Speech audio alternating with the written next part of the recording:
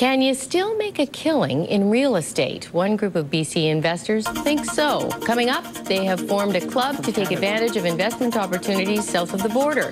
Is there a lesson for the rest of us? Also still to come tonight. Well, the idea may have crossed your mind, investing in real estate while the market is in a slump, in the hopes of turning a profit. And while the bargains here at home are becoming harder to come by, the deals across the border are still plentiful.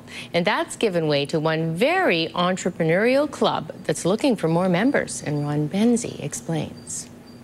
So you can go buy this house with a credit line from Canada. Mention real estate in the current economic climate and some might cringe, but not the people attending this meeting. They're part of a new investment club hoping to learn creative ways to not only get into the housing market, but make some money at it as well.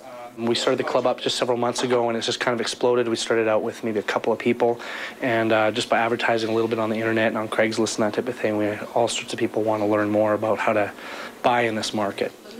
While the club believes there is money to be made in the local real estate market, there's even more opportunities across the line, especially in a handful of U.S. cities hit particularly hard by the housing crisis. The biggest thing is people are scared. It's the states, there's different tax laws. A lot of people think that when you're in Canada, you can't buy in the states because you're not a U.S. citizen.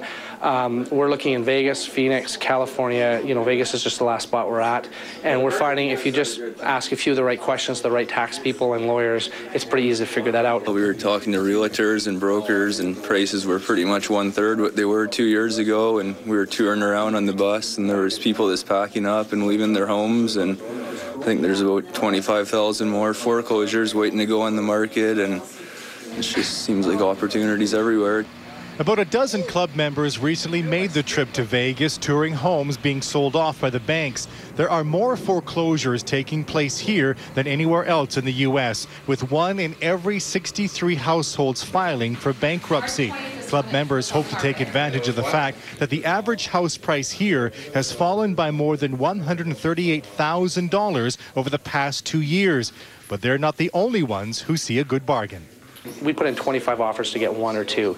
So there's investors from all over the country, and we're not competing with anybody from Vegas. They're all people from out of town. They're overseas, Canada, you know, China, Japan, people coming from all over Europe to invest these properties because they know it's going to go back up. It's just a matter of when. It's not every day you can draw up a contract poolside in your bathing suit, but that's what they did, eventually buying a 3-bedroom, 1,500 square foot home, once valued at just under $300,000 3 years ago, for just $125,000.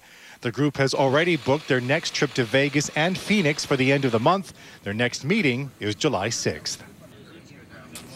And if you'd like more information about the Canadian Real Estate Club, you can log on to our website and click under links in the news. Well, it might